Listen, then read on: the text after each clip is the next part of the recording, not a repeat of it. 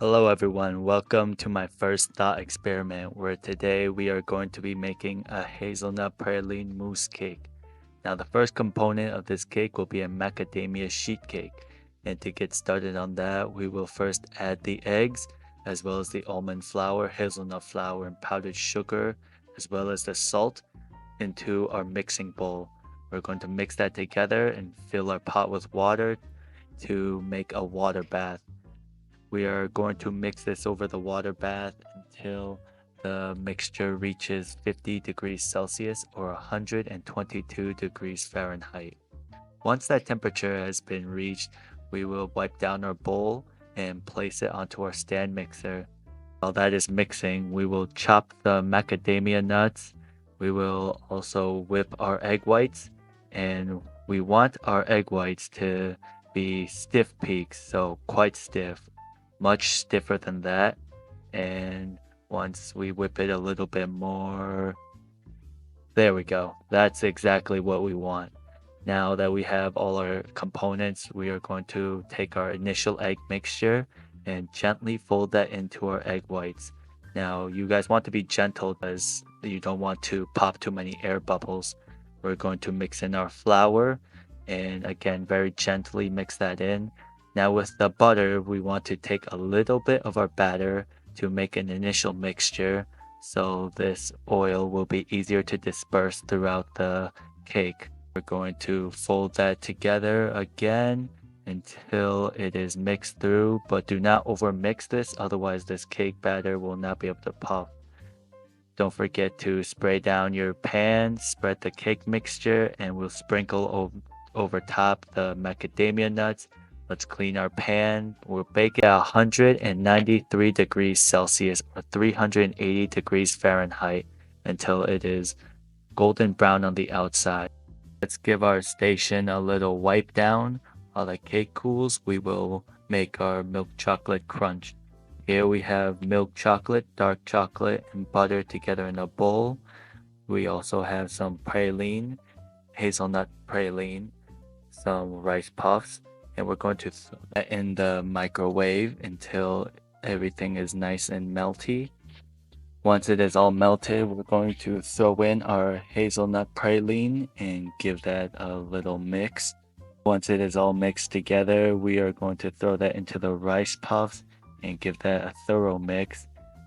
Once it is thoroughly mixed through, it is now a chocolatey, crunchy goodness. Now, the next thing we'll make is the lemon cream. Into a pot, I'm going to add the milk and cream and heat that just until it's steaming. Into a bowl, I'll add the egg yolks, sugar, cornstarch, and lemon extract. We're going to give that a thorough mix until everything is well combined. We'll temper the milk mixture into the eggs and cook that down until the mixture thickens. Turn off the heat and throw in the gelatin and finish it with cocoa butter to give it a warm, white chocolatey taste. Let's pour the mixture onto some trays and plastic wrap them, making sure to press onto the surface. While that's cooling, we can assemble the insert. We'll take the small circle and cut out two cake circles with a small ring and set those aside. At the bottom, we'll spread a thin layer of crunch followed by a layer of cake, a layer of lemon cream, and finally we'll cap it off with a second layer of cake, and we'll freeze that for at least 6 hours. While the insert is freezing, it is the perfect time to make our mirror glaze. So into a pot we'll add the cream, glucose, as well as the neutral glaze.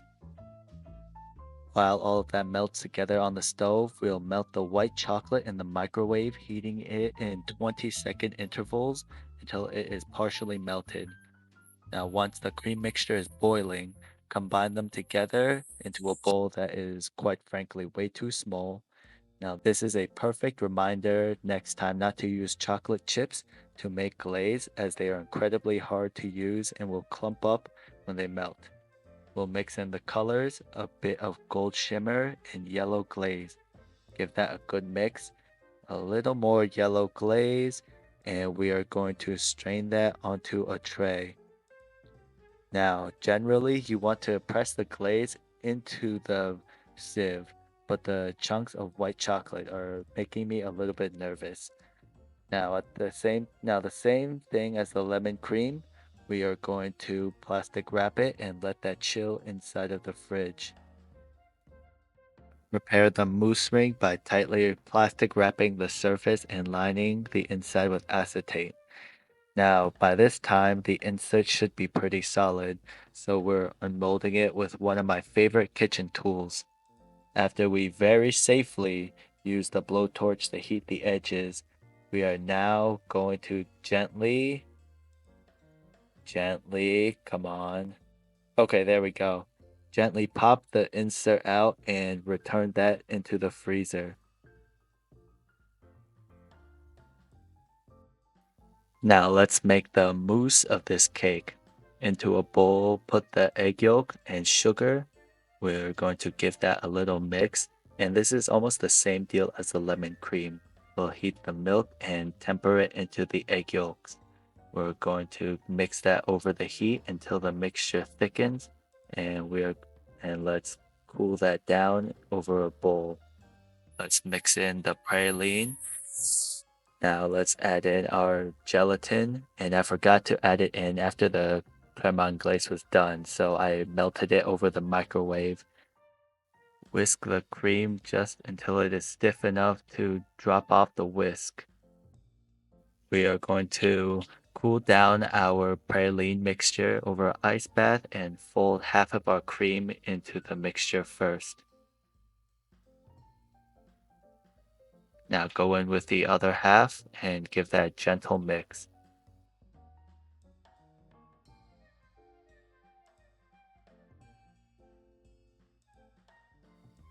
Okay, a little more gentle than that. Now this is a good texture because it's slightly thick but not too runny, as we don't want the insert to sink to the bottom. Now the mousse will go into the prepared mousse ring. Let's spread it out with the spoon and drop the insert crunch side up. That is very important, guys. I have done this the other way around before. Give it a gentle push, and this will have to freeze for at least 6 or 7 hours. Now it is the next day, and if you guys were smart, you would use the blowtorch to try to get it out, but your hands will also work in this case. You just have to do a ton of rubbing.